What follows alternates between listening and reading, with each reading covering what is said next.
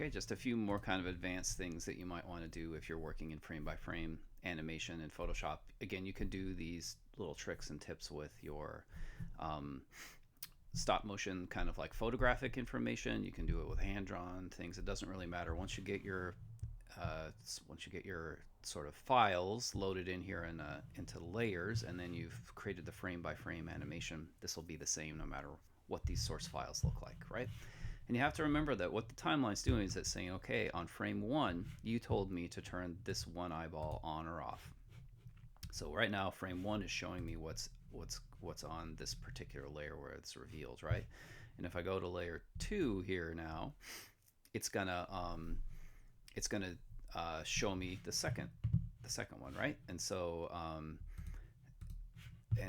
basically, like whatever instructions you give it here is going to show, right? And so, as I look at this, I've got the first eyeball is kind of on throughout this whole entire thing, right?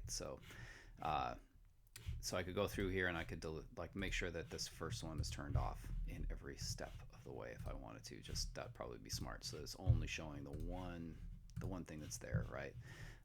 But again, if I go back to this first layer now, this is what's showing there. And I could, if I wanted to, I could draw right on top of this layer now, right? I could just go in there and like start drawing with the brush and like add some things to it, put colors in there, whatever I felt like doing. But whatever I do is going to land on that layer and be there kind of like forever, right? So what I would suggest maybe you try doing would be to make a new layer here, right? So it's just another kind of blank layer. And and just remember that this eyeball is turned on step one, right? For timeline one is there. So this eyeball is turned on. So anything that I drew in here would end up being something that you could like see when that first frame is on. So now if I go to step two, since I'd want to turn this eyeball off, same thing here, right? So you can decide when certain layers are shown like at the same time, if that makes sense. So you can kind of really play around with this, but you just have to remember, like, okay, when things go wrong, just go look. Okay, what's going on frame 6? Well, I have layer 2 is turned on, and this particular layer number 29 is turned on at the same time, right? And so that's what's showing in that window of time that I have here, right? And so you could definitely play around with like adding and subtracting and just doing a lot of stuff.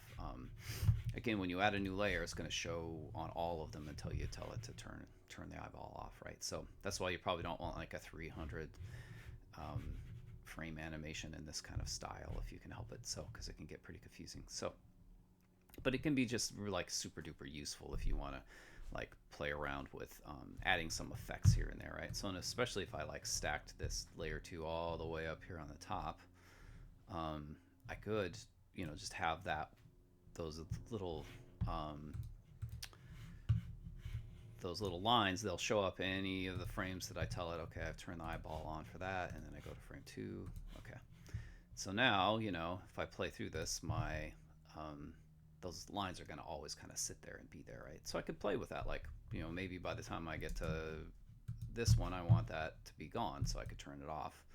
And then I just have to go through all the rest of the frames and turn it off. And it would just like, or you could do something where it blinks, right? So that could be kind of interesting. So maybe it's on here. I go to this frame. All right, it's off there here, and then I just alternate it with every other frame, right? So that way it kind of looks like it blinks a little bit. So when I get to the end, just blinked. So that could be, there's lots of different things you can do. Obviously this is just a really fast, cheesy kind of like a demonstration of like what's possible. So, but just remember, the timeline only shows what you're telling it to in the layers, right? When you're on that frame, that's what's going to show. So if you're ever like really frustrated, confused, just try to remember to slow down a little bit, go in here and go, okay, well, what exactly is clicked on in this? And if I look, I'm like, oh yeah, I have this one still there too. I don't really want that. So that can really help you figure out what's happening. So there you go. Have a good time. Try and make something really fun and cool that's animated, that that you're proud of, and then you get ready to export it. That'll be the last step.